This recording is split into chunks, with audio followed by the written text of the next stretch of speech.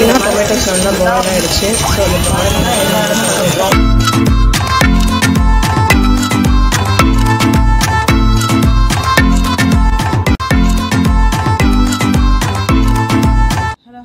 Welcome to Sophie kitchen. இன்றைக்கி என்ன செய்ய போகிறோம் பார்த்தீங்கன்னா ரவை தோசை செய்ய போகிறோம். அதுக்கு ஃபஸ்ட்டு என்னென்ன வேணும் எல்லாத்தையும் மிக்ஸ் பண்ணிக்கலாம்.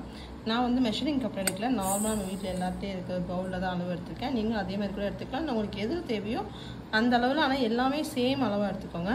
இப்போ இந்த பவுலுக்கு நான் ஒரு பவுல் வந்து ரவை எடுத்திருக்கேன், வறுக்காத ரவை தான். அதே அளவு கப்பில் வந்து ஒரு கப் அரிசி மாவு எடுத்திருக்கேன்.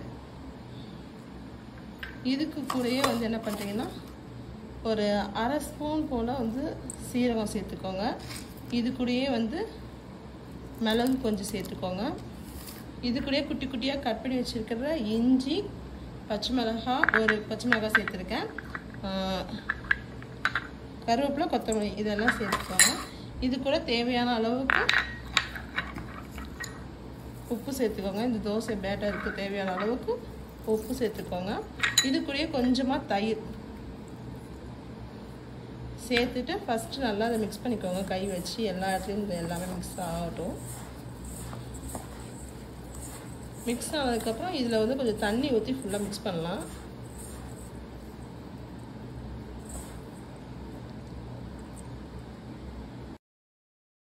ஃபஸ்ட்டு கட்டி இல்லாமல் பசையறதுக்காக நம்ம கொஞ்சம் தண்ணி ஊற்றி நல்லா மிக்ஸ் பண்ணிக்கலாம்.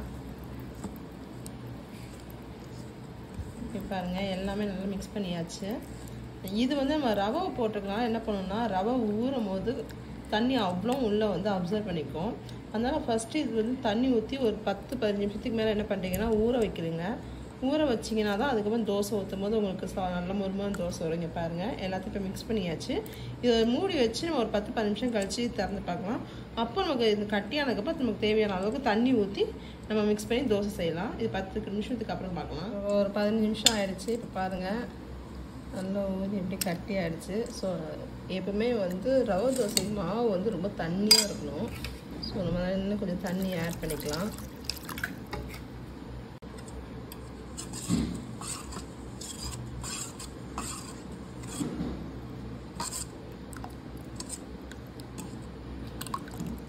இப்போ இது கூட என்ன பண்ணலான்னு பார்த்தீங்கன்னா கட் பண்ணி வச்சுருக்க வெங்காயம் போட்டுக்கலாம். ஒரு மீடியம் சைஸ் இல்லைன்னா சின்ன வெங்காயமாக இருந்தால் ஒரு வெங்காயம் போட்டுக்கோங்க. உங்களுக்கு வெங்காயம் அதிகமாக பிடிக்காதுன்னா நீங்கள் கம்மியாக கூட சேர்த்துக்கலாம்.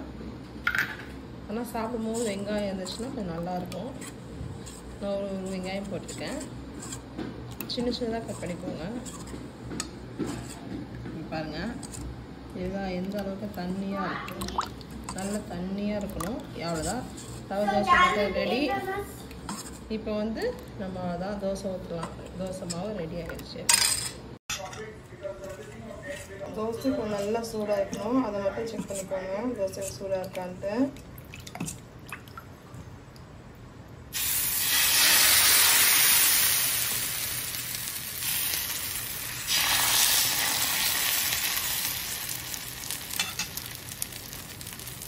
இதுக்கப்புறம் என்ன பார்த்தீங்கன்னா இது நிறைய எண்ணெய் ஊற்றிக்கோங்க. இது கொஞ்சம் வேக லேட்டாக தான் ஆகும், அப்படியே வேக வைங்க.